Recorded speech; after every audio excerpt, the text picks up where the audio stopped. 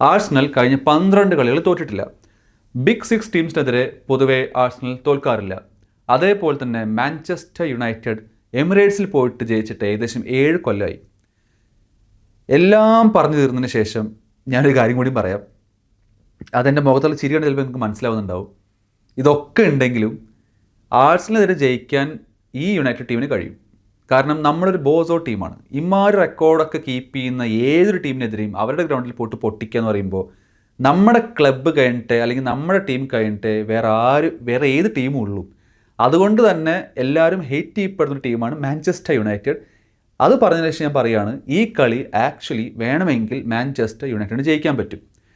Favourites Arsenal, of course 99.9% favourites is Arsenal to win this match. Manchester United are അണ്ടർഡോഗ്സ്.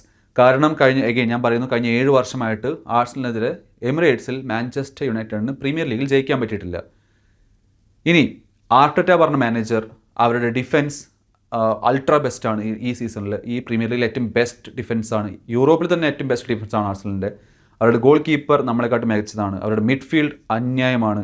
I think premier ലീഗിൽ തന്നെ city കഴിഞ്ഞ് എനിക്ക് വേണമെങ്കിൽ ഏറ്റവും ബെസ്റ്റ് മിഡ്ഫീൽഡ് ഉള്ളത് അല്ലെങ്കിൽ സ്ക്വാഡ് ഡെപ്ത് ഉള്ളത് ആഴ്സണലിലാണ്. അറ്റാക്കിൽ മാത്രമാണ് അവർക്ക് ചെറിയ പ്രശ്നങ്ങളുള്ളൂ. പക്ഷേ എന്നാലും I think it's still better than Man United ഒരു പരിധി വരെ. പക്ഷേ നമ്മുടെ ടീം എടുത്തു കഴിഞ്ഞാൽ ഈ കളി മാഞ്ചസ്റ്റർ യുണൈറ്റഡിനെ എങ്ങനെ ജയിക്കാൻ പറ്റും? സിമ്പിളാണ്. ഇതിൽ ടാക്ടിക്സോ സ്ക്വാഡ് ഡെപ്തോ അല്ലെങ്കിൽ മാനേജറോ അങ്ങനെയൊന്നും പറയാനില്ല. കാരണം we are under Carrick. Michael കാരിക്കിൻ്റെ 2ാമത്തെ ഗെയിമാണ്, ഇൻറ്ററിം കോച്ചാണ്. സോ ഇതിൽ ടാക്ടിക്സ് ഒന്നും പറയാനില്ല.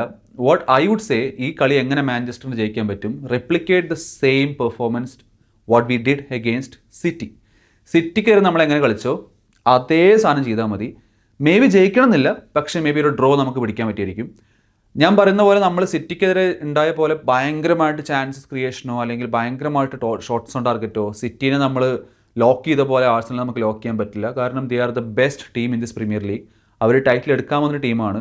ഇതെങ്ങാനും മാർട്ടിൻ്റെ ബോട്ടിൽ ചെയ്ത് കഴിഞ്ഞാൽ കൂലിപ്പണിക്ക് പൊക്കോളണം. കാരണം അത് ഓൾറെഡി പറഞ്ഞിട്ടുള്ളതാണ്. കാരണം ഇത്രയും വലിയ ഗ്യാപ്പാണ് സിറ്റിയും ആഴ്സണൽ തമ്മിലുള്ളത്. ഇതൊക്കെ പറഞ്ഞതിന് ശേഷം നമുക്ക് എങ്ങനെ കളി ജയിക്കാം എന്ന് പറഞ്ഞിട്ടുണ്ടെങ്കിൽ Mbeumo, Amad, Bruno Fernandez, Casemiro, അതേപോലെ തന്നെ ലാമൻസ്, ഈ 5 പേരുടെ പെർഫോമൻസ് ഇൻക്ലൂഡിങ് മഗ്വയർ അല്ലെങ്കിൽ 6 പേരുടെ പെർഫോമൻസ് ആയിരിക്കും ഏറ്റവും ക്രൂഷ്യൽ. ഈ ടീമിൽ എനിക്ക് ഏറ്റവും കൂടുതൽ പേടിയുള്ളതും അതേപോലെ തന്നെ എനിക്ക് ഏറ്റവും തീരെ വിശ്വാസമില്ലാത്തതും ഡാലോനെയാണ്. പല ആൾക്കാരും പറയും സാക്ക ഈസ് എ ത്രെറ്റ്. പക്ഷേ എനിക്ക് തോന്നുന്നത് ആഴ്സണലിൻ്റെ സൈഡിൽ നിന്ന് നമുക്ക് ഏറ്റവും വലിയ ത്രെറ്റ് ആവാൻ പോകുന്നത് മാർട്ടിനെല്ലി ഓർ ട്രോസാർഡ് ആയിരിക്കും. കാരണം അവർ കളിക്കുന്നത് ഡാലോക്കെതിരെയാണ്. ഡബിൾ അപ്പ് ചെയ്താലും ട്രിപ്പിൾ അപ്പ് ചെയ്താലും I feel Dalot will make mistakes എന്ന് എനിക്ക് തോന്നുന്നുണ്ട്. അതുകൊണ്ട് തന്നെ ഈ ലൈനപ്പിൽ ഞാൻ ഡാലോനെ സ്റ്റാർട്ട് ചെയ്യില്ല. I would pick Mazraoui. ഇനി അവരുടെ കീ പ്ലേയേഴ്സ് ആരൊക്കെയാണ്? അവരുടെ key players especially number 1 is Declan Rice. ആ ഗെയിം കംപ്ലീറ്റ് കൺട്രോൾ ചെയ്യുന്ന ഡെക്ലൻ റൈസ് ആയിരിക്കും. പിന്നെ സാക്കയുണ്ട്, മാർട്ടിനെല്ലി ഉണ്ട്, അതേപോലെ തന്നെ സുബിമെൻഡി. ഈ കളിയിൽ ഏറ്റവും കൂടുതൽ ക്രൂഷ്യലായി മാറാൻ പറ്റുന്നൊരു മിഡ്ഫീൽഡറാണ് സുബിമെൻഡി. പിന്നെ ഓഫ് കോഴ്സ് അത് ഒരു സസ്പെൻസും ഇല്ല, എന്താ പറയുക, അത് ആരോടും ഇങ്ങനെ എടുത്തു പറയേണ്ട കാര്യമില്ല, Saliba and Gabriel. Set piece goals, defence, ഇത് രണ്ടും അവർ ക്രൂഷ്യലാണ് ആഴ്സണലിന് വേണ്ടിയിട്ട്. ഇതൊക്കെ ആയിരിക്കും അവരുടെ ത്രെറ്റ്. പിന്നെ ഡേവിഡ് റയ ക്രൂഷ്യൽ സേവ്സ് വരുത്താൻ പറ്റുന്നൊരു കീപ്പറാണ്. How do we play? നമ്മളെങ്ങനെ കളിക്കും? എനിക്ക് തോന്നുന്നത് മൈക്കിൾ കാരിക്ക് ഒരു ഡിഫെൻസീവ് സെറ്റപ്പ് ആയിരിക്കും ഇറക്കാൻ പോകുന്നത്. We are not going to attack. കാരണം ഓൾഡ് ട്രാഫോർഡിൽ കളിക്കുന്ന പോലെ അല്ല എമിറേറ്റ്സിൽ പോയി കളിക്കുന്നത്. We cannot be open. നമ്മുടെ ടീം വൈഡ് ഓപ്പൺ ആയിട്ട് കളിച്ചു കഴിഞ്ഞാൽ ആഴ്സണൽ കയറി എന്നുള്ള കാര്യത്തിൽ യാതൊരു സംശയം വേണ്ട. We will concede 3 to 4 goals. എനിക്ക് വേണം നമ്മൾ കോമ്പാക്റ്റ് ആയിട്ട് നിന്നുകൊണ്ട് ഡിഫെൻസീവ് സെറ്റപ്പ് കാണിച്ചുകൊണ്ട് കൗണ്ടർ അറ്റാക്കിൽ Mbeumo, Dorgu, Amad, Bruno Fernandes ഇവരുടെ പേസിലും അതേപോലെ തന്നെ പാസിംഗ് ആക്യുറസിയിലായിരിക്കും നമ്മൾ കളി ജയിക്കാൻ പോകുന്നത്. ഈ കളി ജയിക്കുകയാണെങ്കിൽ, ഗോൾ അടിക്കുകയാണെങ്കിൽ. ഇതൊരു 0-0 മാച്ചോ ചോദിച്ചു കഴിഞ്ഞാൽ അതിനും ചാൻസ് ഉണ്ട്. കാരണം Arsenal are the most boring team to watch. To be very honest, Arsenal are the most boring team. കാരണം അവർ അറ്റാക്കിൽ ത്രെറ്റ് ഇല്ലാത്തതുകൊണ്ട് തന്നെ സെറ്റ് പീസ് മാത്രം ഗോൾ അടിക്കുന്ന ഒരു ടീമാണ് ആഴ്സണൽ പൊതുവെ. പക്ഷേ നമ്മൾ ഓപ്പൺ ആയി കഴിഞ്ഞാൽ ദേ സ്കോർ ഗോൾസ്. അവർക്ക് അതിനുള്ള ത്രെറ്റ് ഉണ്ട്.